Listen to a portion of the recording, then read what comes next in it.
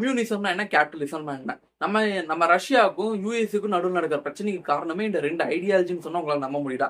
ஆமாங்க. கம்யூனிசத்தை ஃபாலோ பண்ற கண்ட்ரிஸான Soviet யூனியனுக்கும் கேபிட்டலிசத்தை follow பண்ணிட்டு இருந்த நம்ம அமெரிக்கா, பிரான்ஸ், யுனைடெட் கிங்டம் இந்த மாதிரி கண்ட்ரிஸுக்கு நடுவில் நடந்த வார் தான் வந்து கோல்டு வார்னு வச்சுக்கோங்களேன். கோல்டு வார்.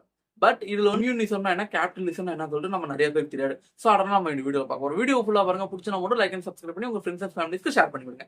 வாங்க வீடியோக்குள்ள போய்க்கலாம். இப்போ ஃபர்ஸ்ட் வந்து பாத்தீங்கன்னா நம்ம கம்யூனிசத்தை பத்தி பார்க்கலாம். நம்ம விஜய் சார் வந்து பாத்தீங்கன்னா ஒரு படத்துல பேசியிருப்பாரு, கட்டி படத்துல பேசியிருப்பாரு.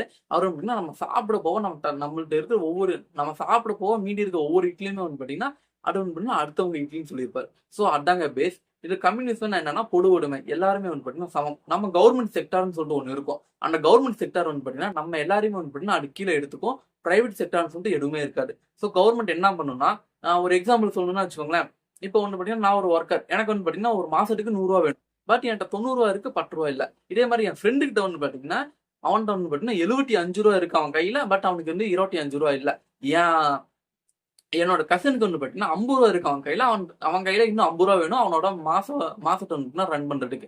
இப்ப கவர்மெண்ட் என்ன பண்ணா, அதுக்கு வர வருவாயை வந்து பிரிச்சு எனக்கு தர வேண்டிய 10 ரூபா எனக்கு கொடுக்கும் எவ்வளவு வேலை செஞ்சாலும். அதே மாதிரி என் ஃப்ரெண்டு வந்து பண்ணா எவ்வளவு வேலை செஞ்சாலும் அவனுக்கு 25 ரூபா கிடைக்கும். என் கசினுக்கு வந்து பாத்தீங்கன்னா 50 ரூபா கிடைக்கும். எல்லாரையும் வந்து பாத்தீங்கன்னா ஈக்குவலா ட்ரீட் பண்ணும். இதுல வந்து பாத்தீங்கன்னா பணக்கார ஏழைங்கிற ஏற்றத்தாழ்வு இல்லாம ட்ரீட் பண்ணக்கூடியதுதான் வந்து கம்யூனிசம், பொது உடைமைங்கிறாங்க.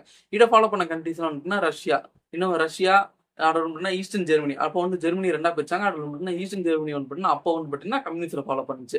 அது கேபிட்டலிசம் என்னன்னு கேட்டீங்கன்னா முதலாளித்துவம், முழுக்க முதலாளித்துவம். அதாவது வந்து பாத்தீங்கன்னா இதே எக்ஸாம்பிள் வச்சுக்கோங்களேன். நான் வந்து பாத்தீங்கன்னா ஒரு தனிநபரா வந்து யூடியூப் சேனல் வச்சுருக்கேன், என்னமோ ஒன்று பண்றேன். பட் என் ஃப்ரெண்ட்ஸ் 2 பேரும் வந்து பாத்தீங்கன்னா ஒரு கம்பெனில ஒர்க் பண்றாங்கன்னு வச்சுக்கோங்களேன். அவங்களுக்கு வந்து இவ்வளவுதான் சேலரினா இவ்வளவுதான் சேலரி. பட் எனக்கு வந்து பாத்தீங்கன்னா நான் யூடியூப் சேனல் வச்சிருப்பேன். எனக்கு வந்து 10 ரூபா தேவைப்படுற இடத்துல வந்து பாத்தீங்கன்னா எனக்கு 1000 ரூபா கிடைக்கும். அதாவது பாத்தீங்கன்னா எனக்கு வந்து 1090 ரூபா இருக்கும் இப்போ. ஆனா என் தேவை வந்து பாத்தீங்கன்னா அந்த மாசத்துக்கு வந்து பாத்தீங்கன்னா 100 ரூபா. என்கிட்ட வந்து பாத்தீங்கன்னா மீடி வந்து பாத்தீங்கன்னா 990 ரூபா இருக்கும். அதை வந்து நாடா வச்சுப்பேன். நான் வந்து யாருக்கும் தருவேன். முதலாளிகள் வந்து பாத்தீங்கன்னா சேலரி வந்து ஒரு ஃபிக்ஸடா வந்து ஃபிக்ஸ் பண்ணிடுவாங்க. அந்த சேலரிக்காக ஒர்க்கர்ஸ் ஒர்க் பண்ணுவாங்க. அந்த சேலரி தாண்டி ஒர்க் பண்ணாலும் அவங்களுக்கு வந்து பாத்தீங்கன்னா அந்த சேலரி மட்டும் தான் வரும். ஆனா பட் வந்து பாத்தீங்கன்னா முதலாளிகள் வந்து பாத்தீங்கன்னா மேலும் மேலும் வளர்ந்துட்டே போவாங்க. தொழிலாளிகள் வந்து பாத்தீங்கன்னா அடக்கப்படுவாங்க. இதை எடுத்து வந்து பாத்தீங்கன்னா கார்லல் மார்க்ஸ்ங்கிற ஒரு பாத்தீங்கன்னா அப்பவே வந்து பாத்தீங்கன்னா புரட்சி பண்ணியிருக்காரு. அவரோட ஹிஸ்டரி வந்து பாத்தீங்கன்னா பெருசா இருக்கும். ஸோ அதையே வந்து பாத்தீங்கன்னா ஒரு வீடியோல டெஃபினட்டா பார்க்கலாம். அதாவது வந்து கேபிட்டலிசம்னா முதலாளித்துவம், கம்யூனிசம் வந்து பாத்தீங்கன்னா பொது உடைமை. இது ரெண்டுமே வந்து இட்டாங்க. இதை ரெண்டு ஃபாலோ பண்ண கண்ட்ரிஸுக்கு நடுவில் நடந்த வார் தான் வந்து கோல்டு வார். அப்போ நடந்த கோல்டு வார் தான் இப்போ வரைக்கும் ரஷ்யாவுக்கும் அமெரிக்காவுக்கும் நடுவில் வந்து பாத்தீங்கன்னா ஒரு பிரச்சனையாவே இருந்துட்டு இருக்கு.